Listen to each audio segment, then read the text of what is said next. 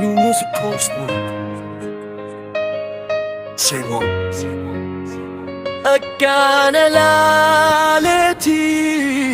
hama wanti sirrii tasaana sakane nan kufisu shirika yoo fakeekako garatti kabaade galma milki ga'uuf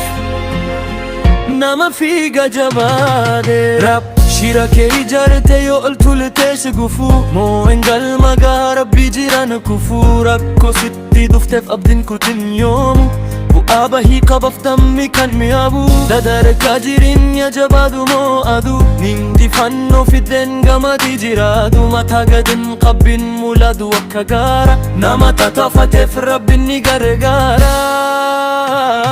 yeedaloo akkan anleedeti hama wanti sana sakale nan kufisu shiri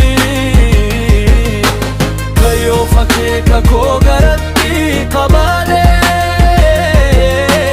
galma milki ga'uf nan fiiga jabaade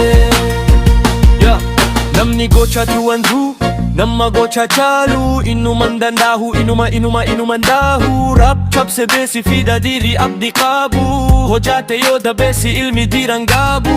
namni abdi mureme akamin seeqa kaleessaf araatu sammuu isaa jeeqa jijjiirama tokko hin eegu ifirra of shakka of yakka jiraata daachiira abdi arra qabuuf ifa fuuli namaa rabbii fi abdi kee abdachuun dirqama ani angon qabu angoo kabajamaa kanaaf hin dubatu waa'ee dubi namaa ofiif karaa makkee hin komaadu karaa nama guddaa ta'uuf hin dhabne karoora dubi nama seene hundaa hin bocholu sochiffe demsi kiyya akka anaaf tolu akkan an laletti hamaaf wanti sirri tasaana sakale nan kufisu shirri